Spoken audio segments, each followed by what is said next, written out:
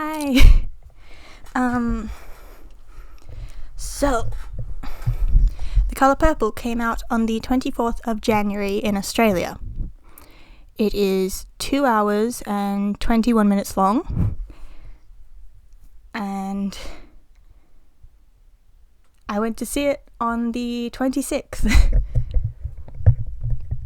I'm recording this on the 28th. Just give myself some time to think about it a bit more. I have 7 pages of notes to get through. So, warning for spoilers, and there are some dark topics discussed in this movie. So, warning for that too. I should start with a little history by saying that The Colour Purple was a 1985 movie based on a book. And then Oprah Winfrey, who starred in the original movie, went and made it into a Broadway musical, and it underwent 2 or 3 different revisions, and now it is a 2024 movie musical. I'll go further on comparing it to musicals later, but for now, let's go through my thoughts as I was watching this movie. The movie itself, I think, spans about 40 years. Yeah. It spans about 40 years, so it's a lot to get through. It's mostly told from the perspective of Celie. We'll get through that too. So we begin the movie in 1909.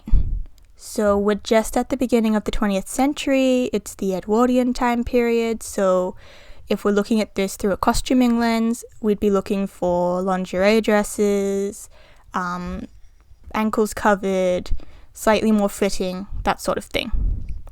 We open in the movie with the song Huckleberry Pie, which I will say is a great song, but also it has great potential, that is proven, to be an earworm, or stuck in your head. Because the day after I came back from watching Colour Purple, that song was the only one that stayed in my head. I like that it merged into Mysterious Ways. I liked having those both be a good introductory song. So you've got the childhood, the children's song that they sing while doing the hand clapping. It's like a patty cake thing almost. And then it falls into this song that everyone is singing to it's like a religious hymn almost.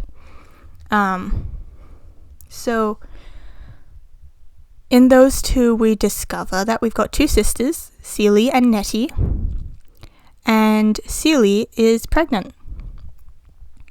And what they don't highlight in the songs is that Celie is about 14, and she has had 2 children.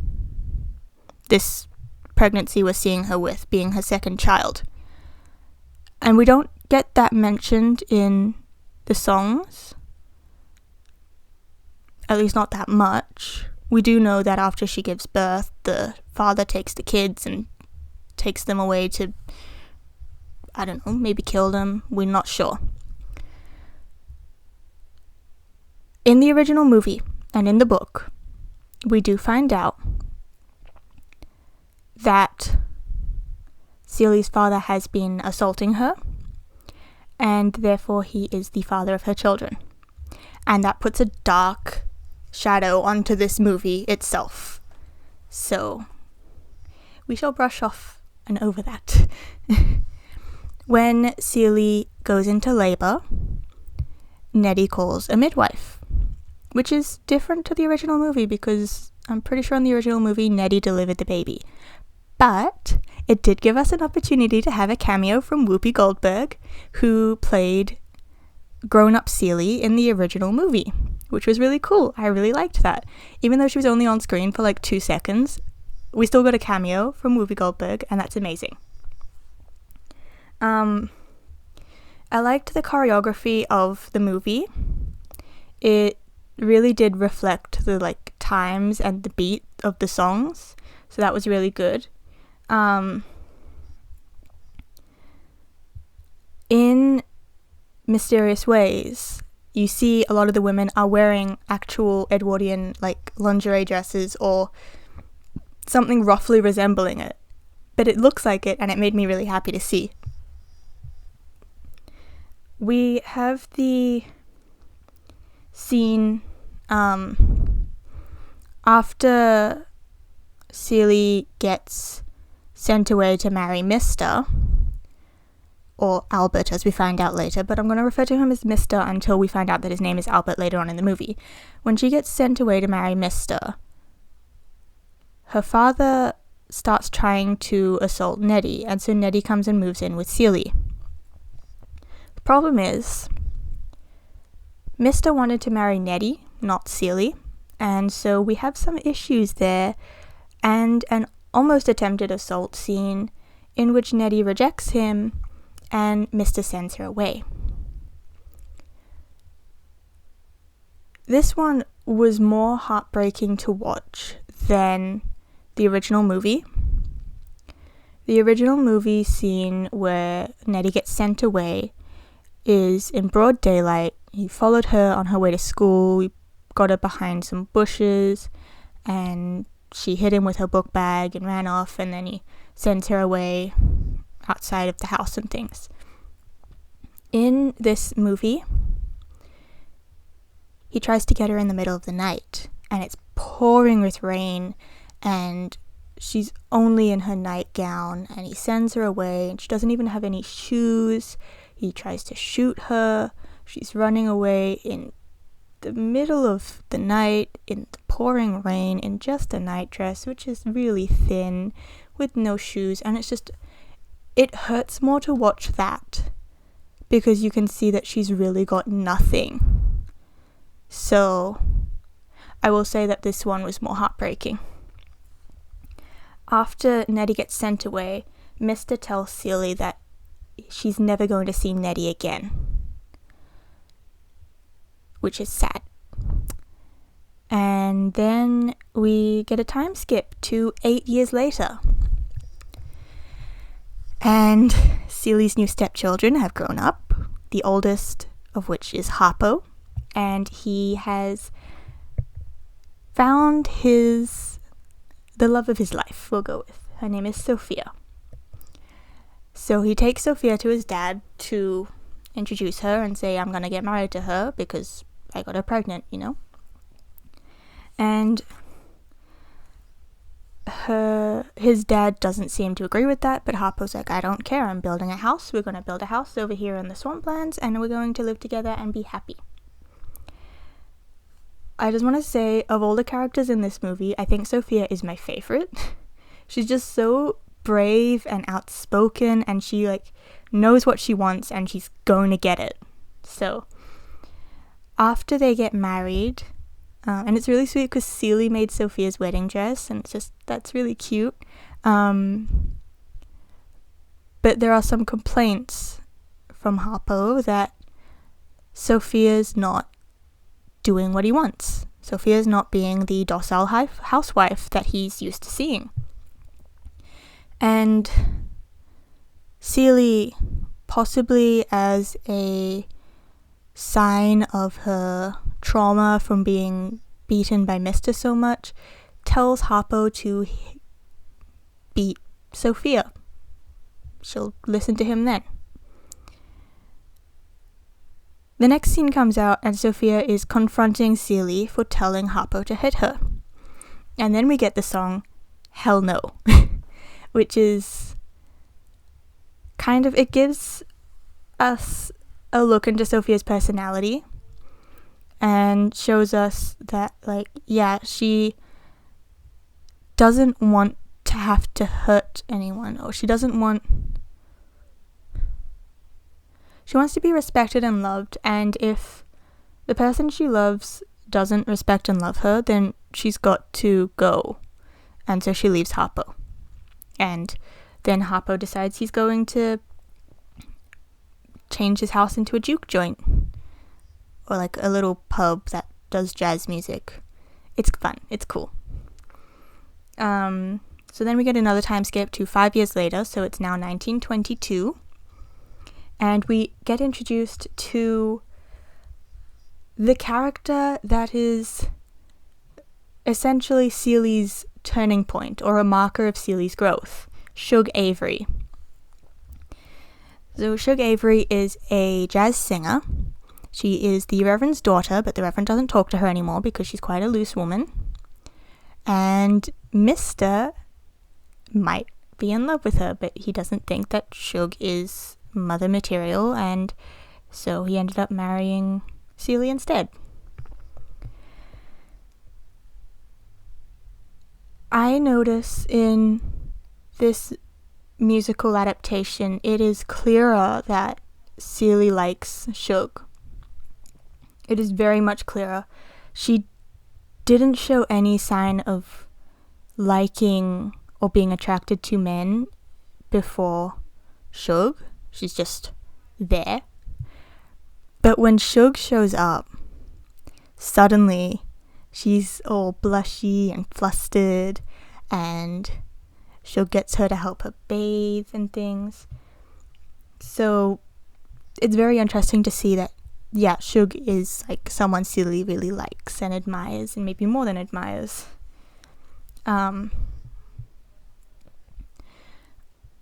When Shug and Celie are walking through the fields and looking at purple flowers, we can see that Shug is still very religious and faithful.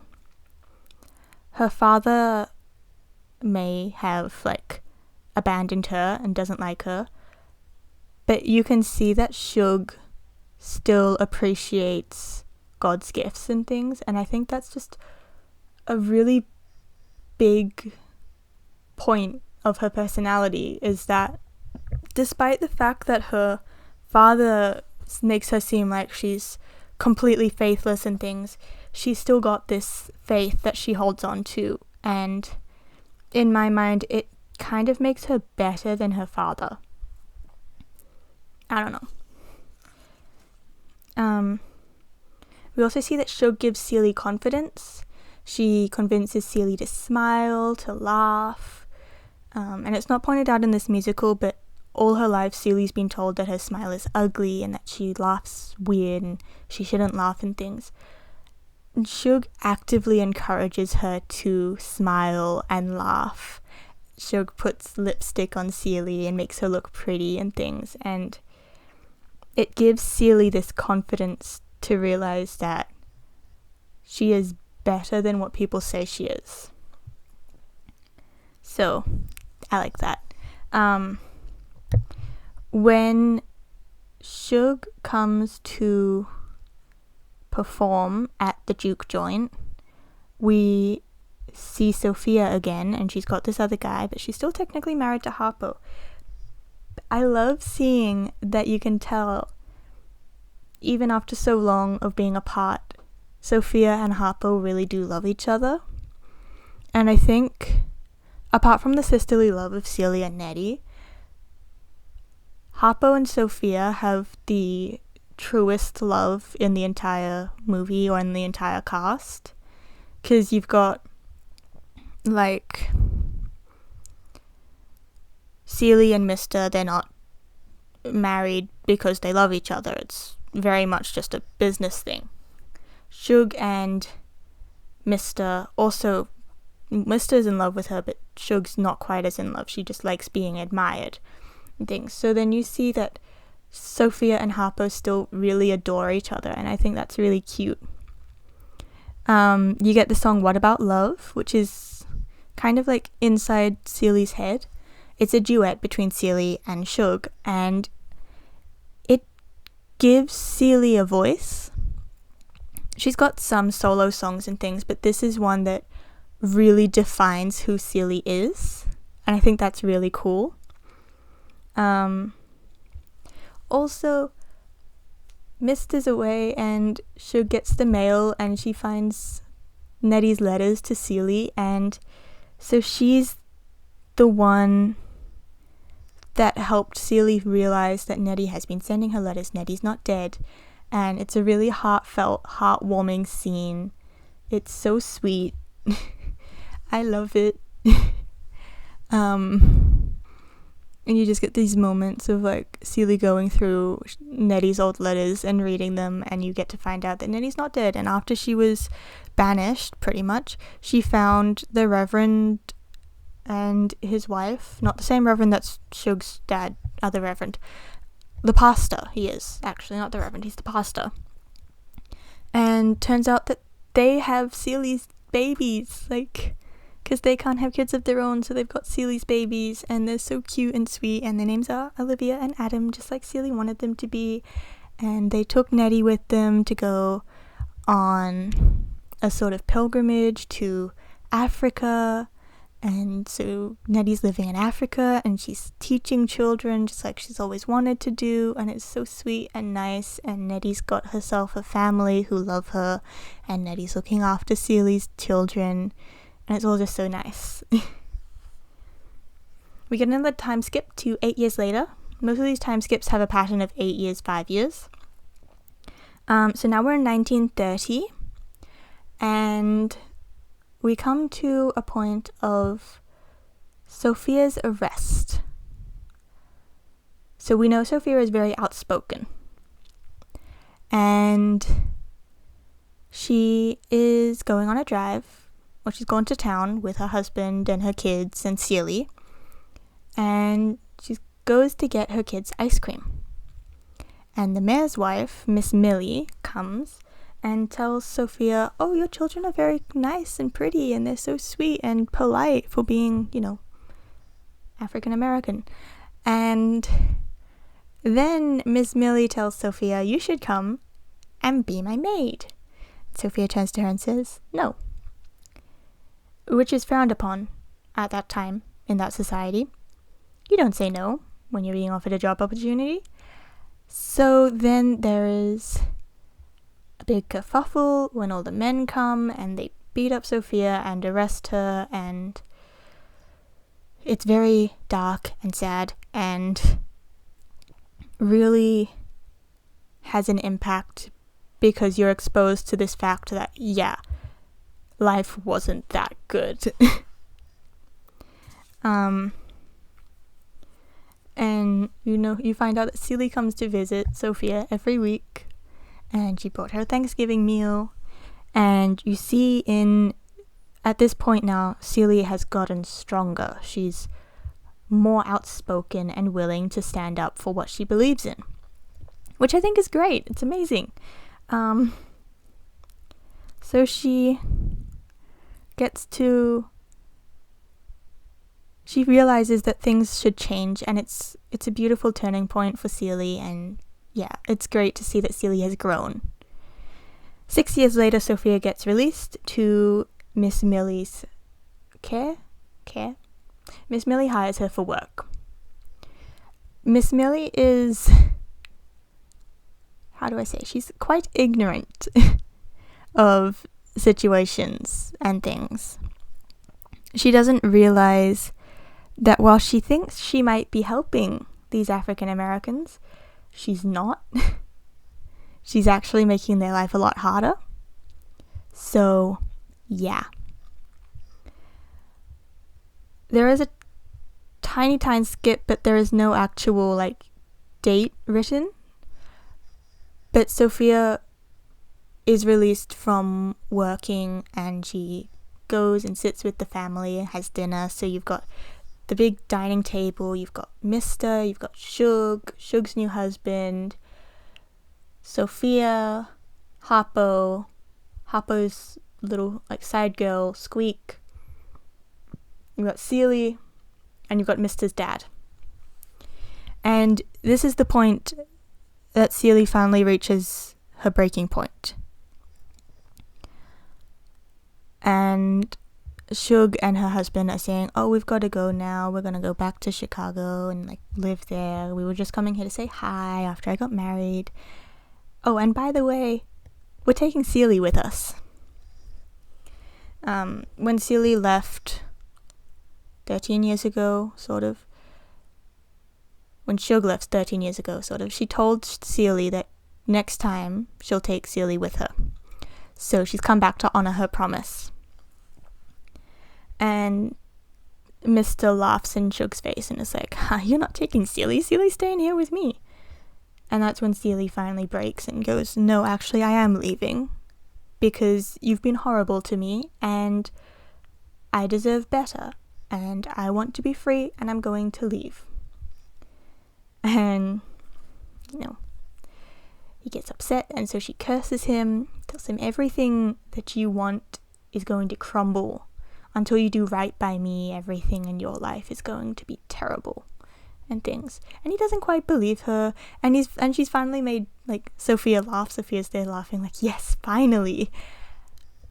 And so we end up with the car is filled with Shug and her husband and Squeak and Sealy. Harpo is chasing after the car to go after Squeak. So all that's at the table is Mr. and his dad and Sophia. Sophia's back, and I'm going to take up everything, and things are going to change around here, which I think is great. Good job, Sophia. 9 years later, it's 1945, so historically looking, we're looking about the end of World War II, so things are different. We are in Georgia, so we don't really focus on that much, because we're focusing on Sealy's story, though. It's Sealy's birthday, and I think this is the first time someone's actually celebrated her birthday, and it's so sweet, and Shug gives her a record of a song she wrote for Sealy, which is called Miss Sealy's Blues, and it's sort of like a love song from Shug to Sealy. In a way, it almost admires her. It puts Sealy up on a pedestal and tells her that she's really beautiful and sweet, and I don't know what to do with you, sort of thing. So I think I really love that song, Miss Sealy's Blues. At this party, Sealy gets a phone call. Her father has died, and she has to attend the funeral.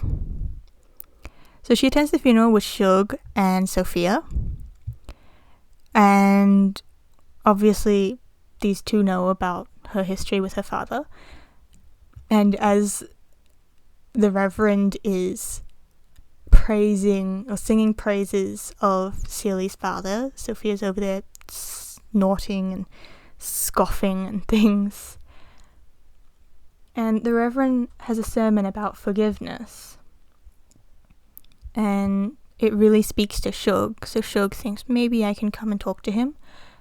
And she got sent away by her mum, so that's sad.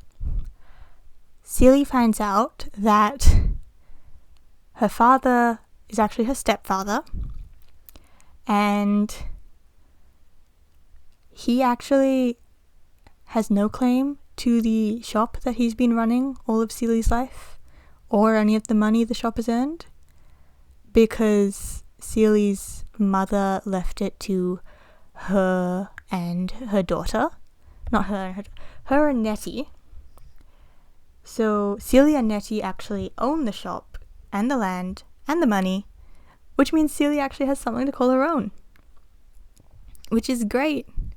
So Sealy makes this shop into a clothing shop, and she sells Miss Sealy's pants, which are really nice looking pants. They're high-waisted, your paper bag pants sort of thing, and they're supposed to fit any size, and yeah, they just look really great. And there's a whole song and dance part to that, and just shows Sealy's growth, and it shows that she can do things, and she's got a command over something now, which I think is really nice. We come to the point of Albert, I'm calling him Albert now. Albert has reached this breaking point of Sealy's curse. His land is not growing anything. He's not well. And all that. And a postman comes and he finds out that Nettie and Seeley's biological children are in trouble and they're trying to get back from Africa, but they don't have their passports, so they need help to prove that they are citizens of America so that they can come back. And this is the point where Albert actually finally does right by Seeley, because he goes to help Nettie. So I think that's really good. And then he sold most of his land so that he can pay to get Nettie and Olivia and Adam over, which is great. Comes to visit Seeley later on and buys one of her pants because, I can help your business. And she kind of forgives him. He asks if they can, be good, and she said maybe we can just start by being friends. And I think that's a good first step to forgiveness there. That's good. Then you get the wonderfully inspirational song that really highlights just how much Seeley has grown. I'm Here. She sings about her life now and how she can see but her eyes don't see that clear, and she can sing better, she's stronger now, and she finally admits that she's beautiful. And that just speaks to me, because this whole time Seeley's been thinking she's not beautiful, and now she's finally free from Albert and she's got a happy life with Shug helping her and Sophia being her friend and things, and she realizes that she is indeed beautiful. And I just think that's a really, really good thing. So then we move 2 years later to 1947. I call this the year of reconciliation. Shug finally gets her forgiveness from her father. She sits with him and they're singing, and he lets her hug him, and he's happy to see her, and it's so nice to see that. And also we see that Albert maybe is forgiven. Seeley has an Easter lunch, and Shug is there, and Sophia, and all her family and everyone who loves her is there, and Albert is there too.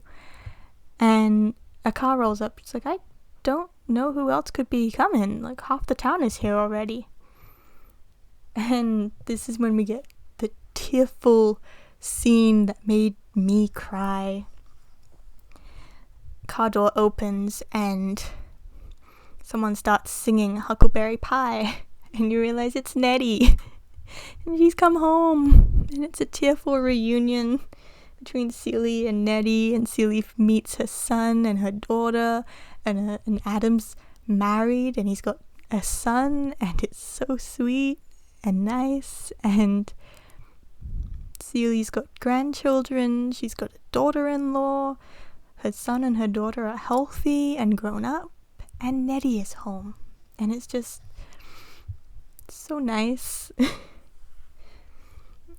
The final song is the title song, The Color Purple, and it's Seeley singing praises to everything, being so grateful that she's got her family back, and how wonderful the mysteries of the world are, and how they give blessings and things. And it's just, I think it is one of the perfect songs to finish a musical, because it works as a prayer because it ends with Amen, but it definitely almost recaps everything that we've just watched in the past 2 hours, while also highlighting how even the darkest things can have light to them, such as Nettie coming home and not being dead. So, I don't know where that stopped. My recording stopped. Okay.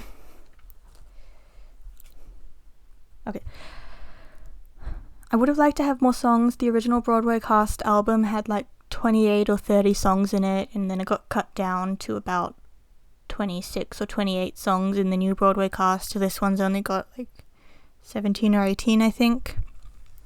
But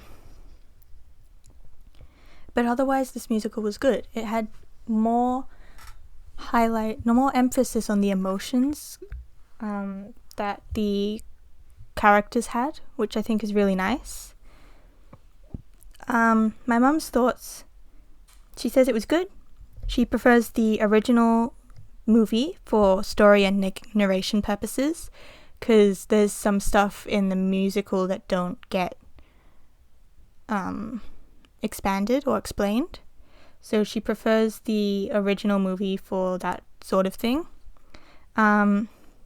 She likes that Celie had more time with baby Adam. She misses that there was no interaction between Celie and Olivia's mother, because in the original, Celie got time to talk to Olivia's mother, and so you got to see this like interaction thing. But other than that, my mum really enjoyed it. My mum went to see it instead of my sister, because my sister was worried the content might be a bit triggering for her, so she wanted mum and myself to see it before she did.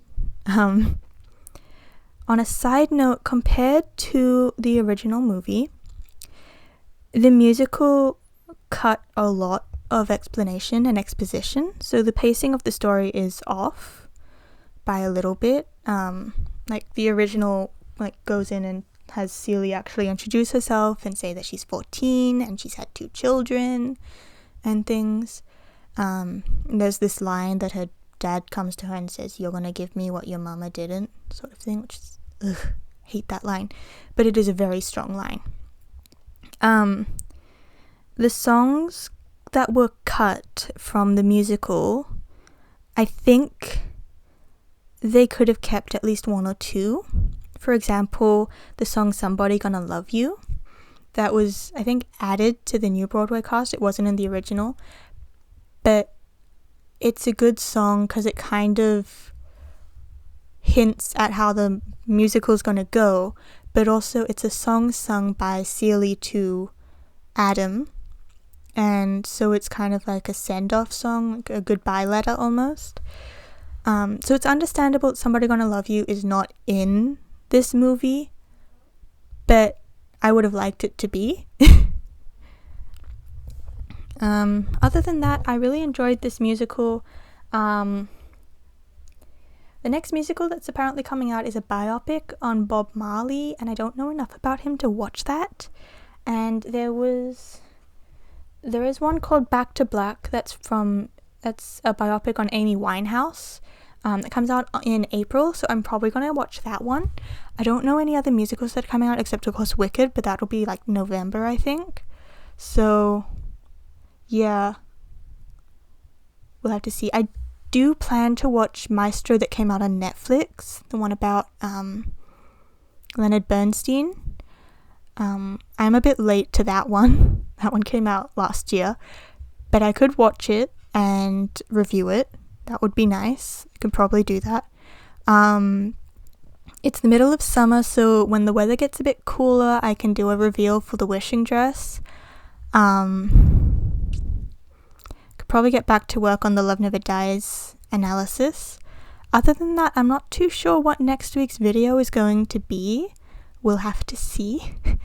But I have been recording for like 35 minutes, so I'm gonna stop. Yeah. Definitely recommend Color Purple if you want to watch that. I know I'll be watching it again because I really enjoyed it. Hopefully I'll get a different song stuck in my head that isn't Huckleberry Pie. Yeah, so that's that for the Color Purple. And yeah, I have no idea what to tell you to expect for next week because I honestly have no idea what I'll be recording. If you liked this video, be sure to give it a like. Hit subscribe down below so you know when I post a new video. Go check out the Mean Girls review And yeah, see you next week. Bye.